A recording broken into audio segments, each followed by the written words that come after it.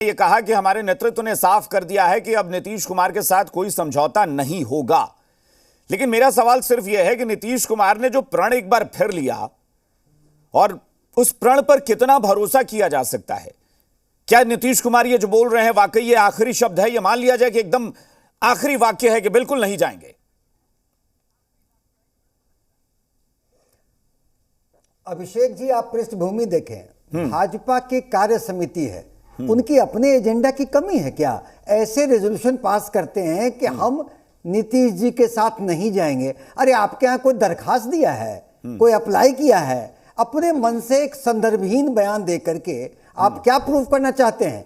ये प्रूव होता है कि आपके पास एजेंडे की कमी है, इंटरनल मैटर आपको है नहीं, और आपका हताशा और छटपटाहट सत्ता जाने की है, वो बोल रही है बातें। जब माननीय नीतीश कुमार जी को आपने जब मुख्यमंत्री बनाया, जो कहते हैं कि भाई ज्यादा, ये जूस और आइसक्रीम शॉप चलाते हैं और हर महीने 3 लाख तक कमाते हैं। आपको शुरू करना है, इनसे सीखना है तो फ्रीडम ऐप को अभी डाउनलोड कीजिए। संख्या रख के बनाया, यह स्पष्ट करता है।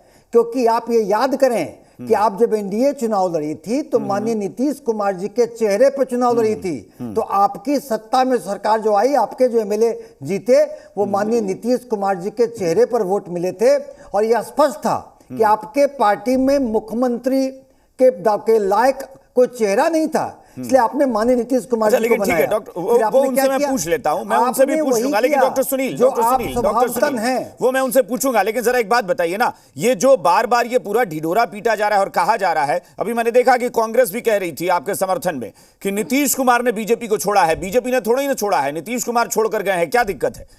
आरजेडी भी यही कह रही है कि नीतीश कुमार ने बीजेपी को छोड़ा है। बीजेपी क्या कह रही है कि हम उनके साथ नहीं जाएंगे। तो जब नीतीश कुमार ने छोड़ा है तो बयान नीतीश कुमार का मायने रखता है। पहले भी आपने छोड़ा, फिर उसके बाद उनके साथ सरकार चलाए, तब भी आपने कहा कि आरजेडी के साथ जाना मेरी गलती थी। बीजेपी को छोड़ा तो आपने कहा बीजेपी के साथ रहना मेरी गलती थी।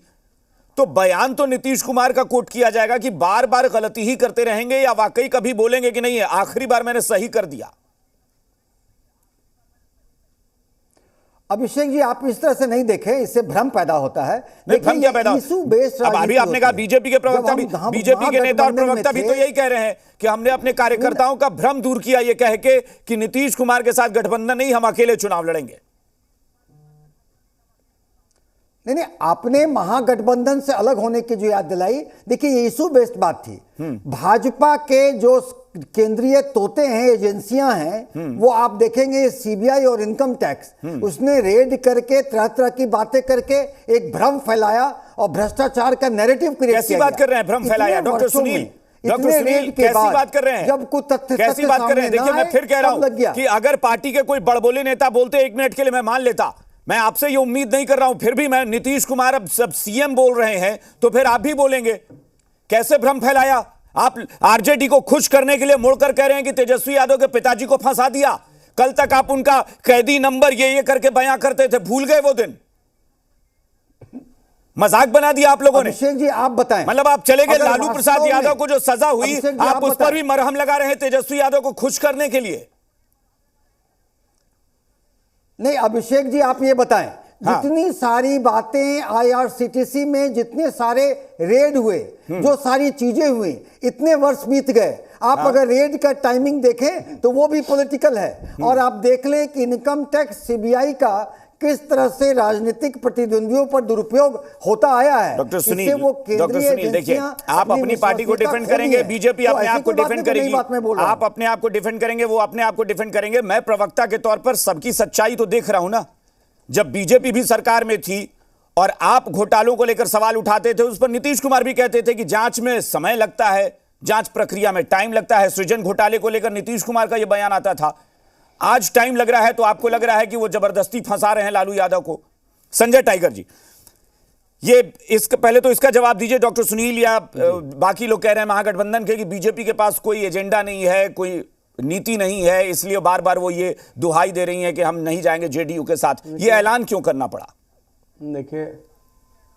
देखिए कात्यायन जी, पहले तो मैं साफ कर दूं, जो डॉक्टर साहब बोल रहे थे, इस तरह का कोई प्रस्ताव नहीं पास हुआ कार्यकारिणी के अंदर। मैं उसका सदस्य हूं और मैं था पूरे 2 दिन। जी। दरअसल हमारे जो राष्ट्रीय प्रभारी हैं विनोद तावड़े जी ने, उन्होंने केंद्रीय नेतृत्व के निर्णय से कर समिति को अवगत कराया। ये क्यों कराना पड़ा?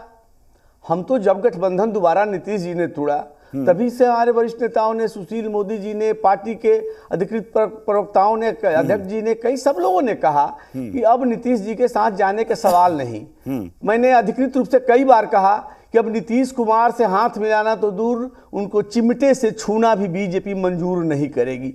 लेकिन जब राष्ट्रीय जनता दल का दबाव बढ़ा जदयू पर मुख्यमंत्री का कुर्सी छोड़ने के लिए, जगता बाबू ने कहा कि 2023 में नीतीश जी कुर्सी छोड़ देंगे, शिवानंद जी ने कहा कि अब आश्रम की ओर जाइए, आरजेडी के कई विधायकों ने कहा कि मुख्यमंत्री के पद पर अब ताजपोशी होगी तेजस्वी जी की।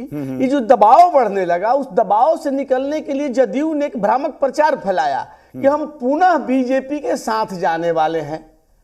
तो पार्टी को, नेतृत्व को लगा कि बिल्कुल स्पष्ट कर देने की जेडीयू के किसी नेता ने ऐसा बयान दिया नहीं था कभी सारे दरवाजे नीतीश कुमार के लिए। जी, जेडीयू के किसी नेता ने ऐसा बयान तो कभी नहीं दिया था। दोहराएंगे नहीं, ये पब्लिक डोमेन में चर्चा में था, मीडिया में आ रही, यानी कार्यकर्ताओं को ये मैसेज दिया जा रहा था। कई पोर्टल चैनलों पर, कई चैनलों पर ये कब है तो कार्यकर्ताओं के शंका को दूर कर देना और जदयू आरजेडी के दबाव से निकलने के लिए सगुफे का इस्तेमाल कर रहा था। हमने इसके लिए, और देखिए जो डॉक्टर सुनील कह रहे थे कि नीतीश जी के चेहरे पर ये लड़े थे चुनाव, जरूर लड़े थे। 2020 में हमारे नेतृत्व ने कहा था कि पुनः हम सत्ता में है तो नीतीश जी मुख्यमंत्री बनेंगे। लेकिन जब आपके चेहरे पर लड़े थे तो आपको 43 सीटें क्यों आई? हमको 74 सीट तो आपको ज्यादा आना चाहिए था। चेहरा नरेंद्र मोदी का था, आपसे भरोसा लोगों को उठ गया था। आप जानते हैं क्यों आए कलेश? बीजेपी नरेंद्र मोदी को आगे आना पड़ा और कहा कि मैं हूं ना, लोगों को लगा आपने कराया, भाजपा है तो भरोसा है, गठबंधन धर्म आपने नहीं निभाया, मुमकिन है। आपने गद्दारी की हम लोग के साथ, अपने बी टीम को उतारा। आप तो शालीन आदमी है, मेरी बात सुन लीजिए। अगर आप ही के चेहरा पर वोट मिलता तो 2014 के लोकसभा चुनाव पर में आप चेहरा लेकर निकले थे, 2 सीटों पर सिमट गए, कहते थे मैंने काम किया है, मजदूरी दीजिए। लोगों ने बीजेपी को मजदूरी दी क्योंकि मानते थे लोग कि विकास इसलिए हुआ कि एनडीए सरकार में बीजेपी साथ में थी। और 2000 अच्छा एक बात बताइए, नहीं मुझे संजय टाइगर जी एक बात बताइए, क्या बीजेपी भी ये कह सकती है कि बीजेपी का ये अंतिम वाक्य है कि नीतीश कुमार के साथ भविष्य में कोई समझौता नहीं होगा? मैं बार बार कहता हूं कि आप लोग खुद ही कहते हैं कि सियासत में ना कोई दुश्मन होता है ना कोई दोस्त होता है, तो फिर काहे ऐसे दावे करते हैं? नीतीश जी स्टैंड बदलने में माहिर व्यक्ति हैं। हाँ, जब हमारे साथ थे तब क्या कहा था? 7 जन्मों तक लालू जी के साथ नहीं जाऊंगा। मैं उस बयान पे मैं आ रहा हूं, मैं उस बयान पे आऊंगा, लेकिन मैं फिर कह रहा हूं, क्या ये बीजेपी का अंतिम फैसला है? ये आप कह सकते हैं, ये बीजेपी दावे से कह सकती है? बिल्कुल। देखिए, जब हमारे प्रदेश में जो पार्टी के हमारे प्रभारी हैं, राष्ट्रीय महामंत्री हैं, हाँ, उन्होंने कहा है कि केंद्रीय नेतृत्व से बात करके मैं आया हूं, हाँ, ये पार्टी के फैसले। ये जूस और आइसक्रीम शॉप चलाते हैं और हर महीने 3 लाख तक कमाते हैं। आपको शुरू करना है, इनसे सीखना है तो फ्रीडम ऐप को अभी डाउनलोड कीजिए।